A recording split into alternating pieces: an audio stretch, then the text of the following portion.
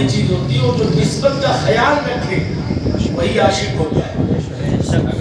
जो निस्बत का ख्याल रखे वही आशिक होता है। जी हाँ, इश्क तो यहाँ तक सोचने पर मजबूर कर देता है कि कहीं मेरी अदा से महबूब की जिंदगी पर फर्क ना आ जाए, कहीं मेरे कदमों के उठाने से महबूब का नाम बदनाम ना हो जाए। जनाब ये इश्क है। अल्लाह अकबर। तारीख शाहिद है कि एक मुसाफिर मदीने से गुजर रहा था, एक मुसाफिर मदीने पाक से गुजर रहा था, तो उसने क्या किया कि दरख्त के नीचे बैठ गया और अपने ऊंट को चरने के लिए छोड़ दिया। अपने ऊंट को चरने के लिए ऊंट ने किसी के खेत के अंदर मुंह मारना शुरू कर दिया। तो उसने क्या किया कि उसके ऊंट को ऐसी ज़रब मारी कि उसके ऊंट की आंख फूट गई, उसके ऊंट की आंख फूट गई। उसने भी गुस्से में पत्थर मारा तो वो पत्थर उसके सर पर लगा हुआ आदमी मर गया। अब दौर फारूक आजम का है, फारूक आजम की अदालत का दौर है। अदालत के अंदर वाक़या आया और उस किसान ने कहा कि साहब इसके ऊंट ने मेरे खेत में मुंह डाला, मैंने पत्थर मारा, गलती से इसके ऊंट की आंख फूट गई। उसने कहा मैंने गलती से मारा, इसके बाप का सर पे जाके लगा और वो मर गए, अब क्या करना है? फारूक आजम ने कहा कत्ल की सजा कत्ल है, कत्ल की सजा कत्ल है। कहा ठीक है साहब। उसने जो मुसाफिर था उसने कबूल कर लिया कि आपकी जो सजा मुझे कबूल है, लेकिन मुझे 3 दिन का वक्त दीजिए, मैं अपने घर जाऊं और घर जाकर वापस आऊं और वापस आने के बाद जो भी मेरे मामले हैं वो सेट कर आऊं और फिर आकर मैं हाजिर हो जाऊंगा, फिर आप जो सजा देंगे मुझे मंजूर है। फारूक आजम जलाल फारूकी के साथ तशरीफ फरमा है, मुजरिम सामने है, अदालत लगी हुई है, मदीने का दरबार लगा हुआ है, सहाबा खड़े हैं। फारूक आजम ने कहा मैं ऐसे तुझे इजाजत नहीं दे सकता घर जाने की, यहाँ है जो तेरी कोई जमानत लेता है कि ये वापस आ जाएगा?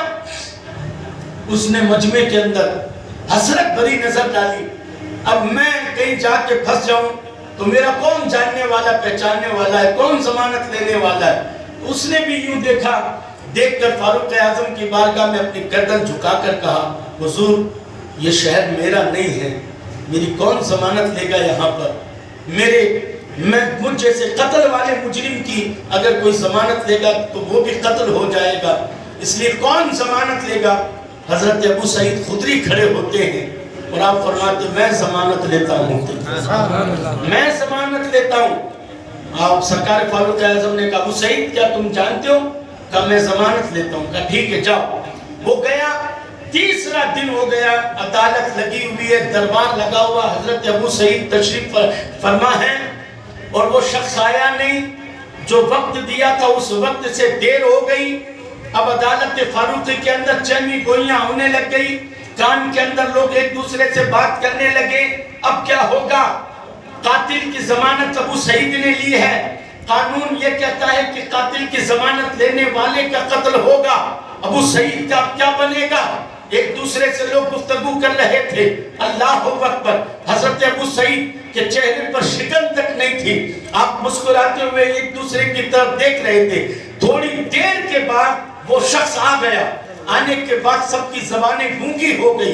वो शख्स खड़ा होकर फारूक आजम की बारगाह में आकर कहता लीजिए मैं आ गया, आपको जो सजा देनी है मैं हाजिर हूँ। अल्लाह अकबर। फारूक आजम ने हजरत अबू सईद से पूछा अबू सईद क्या तुम इसे जानते थे? क्या नहीं जानता।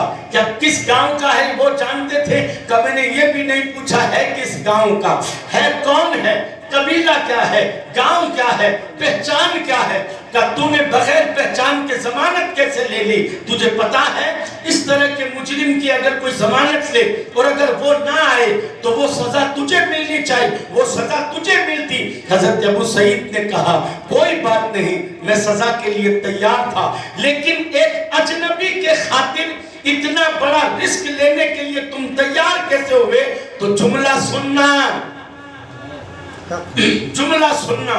हजरत अबू सईद कहते हैं कि जब इसने हसरत भरी नजर डाली थी मजमे के ऊपर और ये चाह रहा था कि इसमें कोई मेरी जमानत ले, कोई तैयार न था।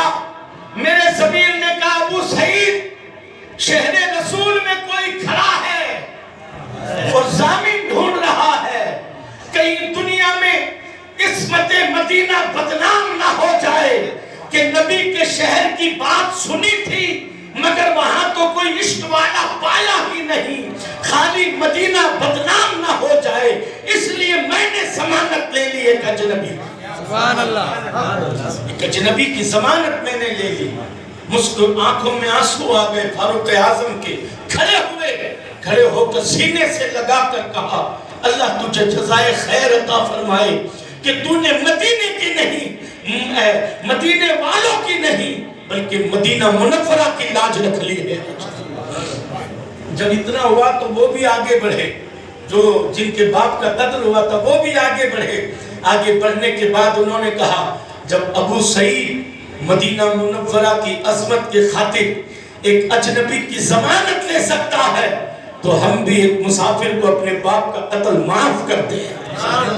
اللہ اکبر، کیا کہا؟ دنیا والے تو درد دیتے ہیں، درد دل کی دوا مدینہ ہے، درد دل کی دوا مدینہ ہے۔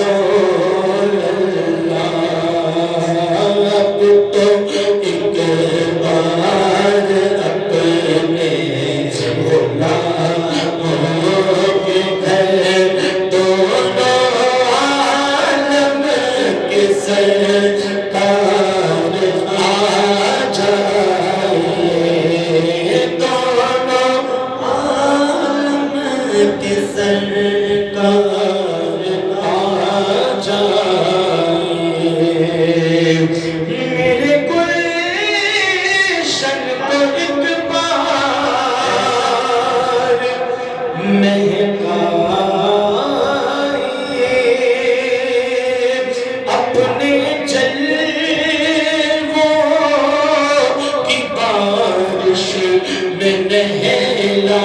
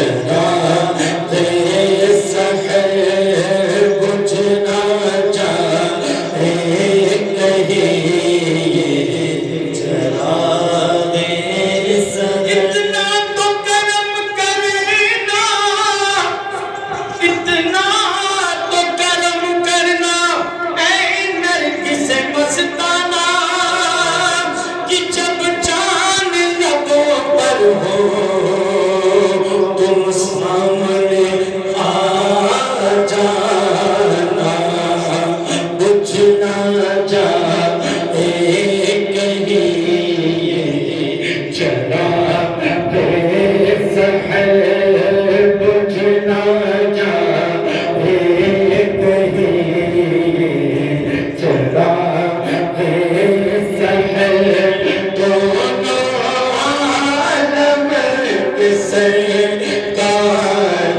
آ جائیے دونوں عالم کے سرکار آ جائیے شام غربت ہے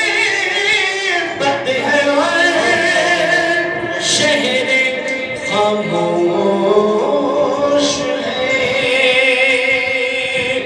ایک عرشت اکیلا کفن پوش ہے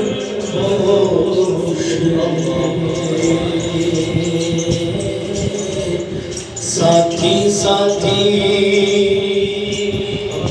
کہہ کے پکاروں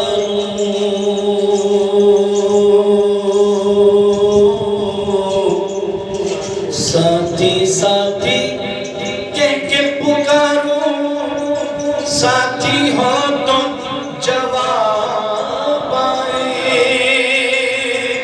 پھر جھجلا کر سر دے پٹکوں چل رے مولا والی ہے شان غربت ہے شہر خاموش ہے ایک عرشت اکیلا کفن پوش ہے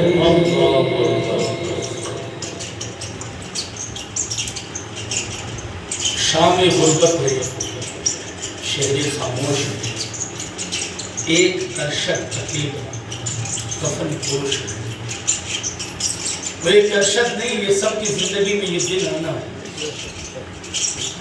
ایک دن ہم جو بیٹھے ہوئے ہیں وہ بھی کہیں گے